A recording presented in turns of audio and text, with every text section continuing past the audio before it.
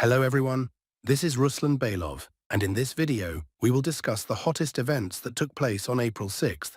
Let's start from the south, from the Zaporizhzhia direction, and move northward.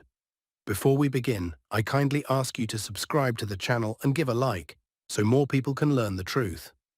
Now let's discuss the situation on the front line, starting with the Zaporizhzhia direction, where, according to a video published today by the Russian armed forces, they have established full control over the line between the settlements of Stepov, Kamenske and Orikhiv, using FPV drones. Today, Russian sources, or more precisely drone units, published another video showing how they attacked a significant number of Ukrainian vehicles, which the Ukrainians likely used for their counter-offensive. We've been receiving a lot of videos from this region. There are several things we can say with certainty. First, the Russians have probably concentrated their most experienced units here.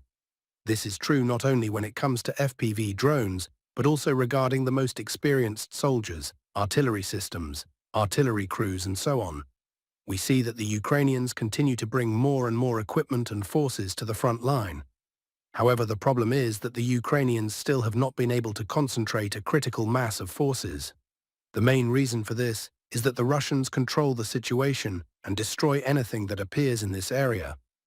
For example, if we increase the number of attacks since the beginning of April, we will see dozens of instances where Russian FPV drones have attacked. Additionally, if we look at the map, we see that the Russians have now established full control over this line. This line is under complete fire control by the Russians, and most likely it is this line that the Russians plan to attack in the near future. We expect that when the Russians destroy or damage a significant number of Ukrainian vehicles, weapons depots, ammunition stores, and temporary deployment points, the Russians will try to improve their positions and reinforce this line to push the Ukrainians further back to the north. If the Russians succeed in establishing full control over this territory, it will lead to the complete collapse of Ukrainian lines around Kamenske and Orikhiv.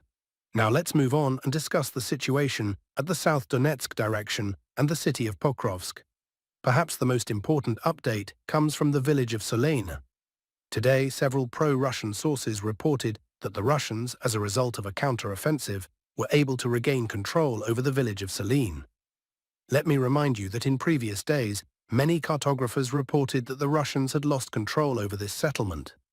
But today, we received reports that the Russians managed to carry out a counterattack and stabilize the situation. Additionally, today we received geolocation data confirming the presence of Russian troops in the western part of the settlement. In one video, for example, we can see a large group of Russian troops being pulled back by the Ukrainians. So this event occurred precisely in this area. Based on this video, we updated the map. We now have 100% evidence that the Russians control Solein. I would also like to remind you that a few days ago, the Russians reported that they had managed to establish full control over the village of Uspanivka. To summarize everything, it can be said that the Russians have likely stabilized the situation on the western flank of the Bulge, and we expect that in the near future, the Russians will strengthen their offensive operations towards Novoalexandrovka, a settlement located to the west of Uspanivka and Solein. From this perspective, it seems likely that the Russians will intensify their offensive towards Kotlyarivka. Currently, this area in Donetsk region is a key objective for the Russians in the coming weeks, not months. Within 1 to 3 weeks, Russian forces are expected to focus on this region. Now let's move on to discuss the situation around Konstantinivka, where the situation is becoming increasingly tense for both Russian and Ukrainian forces. Regarding the city of Toretsk, pro-Russian sources, including Deep State, confirmed that Russian forces improved their positions in the Zabalki district, gaining full control of additional streets and buildings. The battle for Toretsk is nearing its end. Although there are still disputed areas, the Russians are steadily moving toward the city's borders, and it's likely that Toretsk will be fully captured within the next 2 to 3 weeks. Once this happens, the Russians will likely begin advancing towards Shcherbinivka, Novospaska, Kliban-Bek, and Katarinivka to approach the Kliban-Bek reservoir. Meanwhile, Ukrainians are reinforcing this area, understanding that the battle for Konstantinivka is nearing its conclusion. In the Chasiv Yar, Artemivsk, and Solidar areas, Ukrainian forces are bolstering the front with additional drone units, aiming to disrupt supply lines and create rotation issues. Reports also indicate reinforcements arriving for the 24th and 30th separate mechanized brigades, with personnel accumulating in Druzhkivka and Kramatorsk. The Ukrainian General Staff may consider a local offensive operation towards Artemivsk. Essentially, Ukrainians will likely attempt a counterattack to, as discussed in previous videos, sever the Russian bulge and push them back from the Siversky-Donetsk-Donbass Canal. However, Russian sources report that they have strengthened their positions in the central and western parts of Chasiv Yar, claiming that they can repel any upcoming Ukrainian counterattacks. Russian forces have also stabilized the situation in central Chasiv Yar, where Ukrainian forces are still present, and they will now focus on gaining full control of this area. If successful, this would significantly improve Russian positions. In the coming weeks, everything may shift, with the main battle of 2025 likely taking place around Konstantinivka. Meanwhile, Ukrainians continue to concentrate forces along the M03 road between Sloviansk and Bakhmut, aiming to amass a critical mass of troops. However, the Russians maintain control, continuing to attack and destroy Ukrainian equipment in the area. Moving on, in the Lyman direction, Russian forces have made significant improvements in their positions over the past 24 hours, according to both pro-Russian and pro-Ukrainian sources. Comparing maps, we can see that the situation on April 5th shows positions near the eastern part of Nov village and fortified areas in the fields, while the situation has evolved by the morning of April 6th. According to available information, as a result of their offensive operation, the Russians were able to take the village of Nov from the east, capturing up to 10 buildings in the area. They are now attempting to deepen their positions and improve their control, and most likely they will focus their efforts on establishing full control over the southern part. This will allow the Russians to create a strong position in the eastern and southeastern parts of the village of Nov. From this base, the Russians will continue their advance in the northern and northwestern directions. Additionally, as you can see, the Russians have improved their positions in the fields. As a result of the offensive, they have taken control of a fortified point, which will allow them to move further northwest towards new fortifications near the village of Nova Mikhailivka. Thus, we see the front line collapsing here. The Ukrainians are unable to do anything about it. They cannot stabilize the situation. The main reason for this is that the Ukrainians are currently focused on repelling the Russian offensive around Rygorodka. Heavy fighting is ongoing for this area, and the Russians are sending more forces daily to regain control. In response, the Ukrainians are also sending more forces to stabilize the situation. However, the Russians have established full control over the area with the help of drones and artillery, and the Ukrainians are suffering significant losses. Furthermore, regarding the 3rd Azov Brigade, which is responsible for defending this area, I noticed they have started a recruitment campaign on their social media, indicating they are suffering huge losses and are trying to quickly replace them. But it is clear they won't be able to complete this process before the end of the Russian offensive. Looking at this area from this perspective, we can see that the Russians are set to take control of significant territories and cut off the bulge, bringing them closer to the settlement of Barova, which is the center of the central Kupiansk direction. Now, let's move on and discuss the situation in the north, in the Kupiansk direction.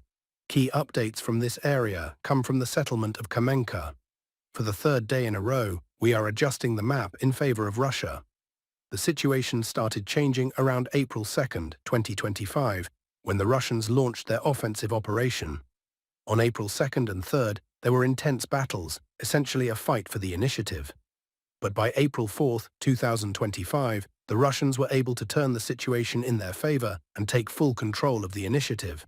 After April 4th, we have been adjusting the map more and more in favor of Russia. For example, here is the situation at the end of April 4th, 2025. Here is the situation at the end of April 5th, 2025. The Russians have fully taken control of the southern part, and the battle for the central part has just begun. By the morning of April 6th, the Russians were able to improve their flanks. Currently, it is estimated that the Russians control about 25 to 30% of the settlement, which is a significant progress in the last 72 hours. The Russians continue their advance, and we will likely receive more updates on how the Russians are improving their positions in this area. With the current pace of their advance, we believe that in a week or two, the village of Kamenka will be completely captured by the Russians, and the Ukrainians will have to retreat towards the settlement of Dvorishchensk. This triangle will likely be cut off by the Russians in the next 2 to 3 weeks, which will be a major issue for Ukraine's armored units. Now, let's discuss the situation in the northern direction, in the Belgorod and Sumy regions. The Russians continue their mop-up operations in Demidivka and Popivka, but there has been no significant progress so far. The Ukrainians have managed to concentrate and likely assemble a critical mass of forces in this area. Sources report that there are more than 6,000 soldiers in the area, distributed across forests, 3 lines, 3 rings, and so on. The Russians are now attempting to force the Ukrainians to retreat, but the problem is that the Ukrainians are bringing in more and more forces. The main goal of the Ukrainians in this area is to stop and slow down the Russian advance, preventing them from redeploying forces to areas like Pokrovsk or Konstantinivka. In this video, we see how the Russians were able to spot another Ukrainian armored vehicle and destroy it in an active attack using drones. As for the Sumy direction, the Russians continue their offensive operation. We have many important updates. The most interesting information is that the Russians have likely established full control over the northern and northwestern parts of the settlement of Huev. This information has been provided by pro-Russian sources and comes from very reliable pro-Russian resources.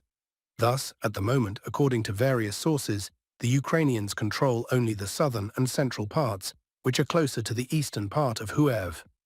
The situation here is very complicated, but we see that the Russian offensive is gaining momentum. We believe that with each passing day, we will be adjusting the map in favor of Russia. It is clear that the Russians are determined to finish the battle as soon as possible, likely before Easter. Furthermore, the Russians have managed to approach and get as close as possible to the settlement of Valeshnian. This information has also been provided by pro-Russian mapmakers and highly likely Russian sources. According to available data, the fighting for the village of Valeshnian has begun, and today we may fully adjust the map in favor of Russia.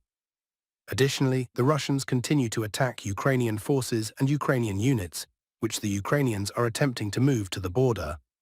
In this video, we see how the Russians, using fiber optic IP drones, set up an ambush for the Ukrainians.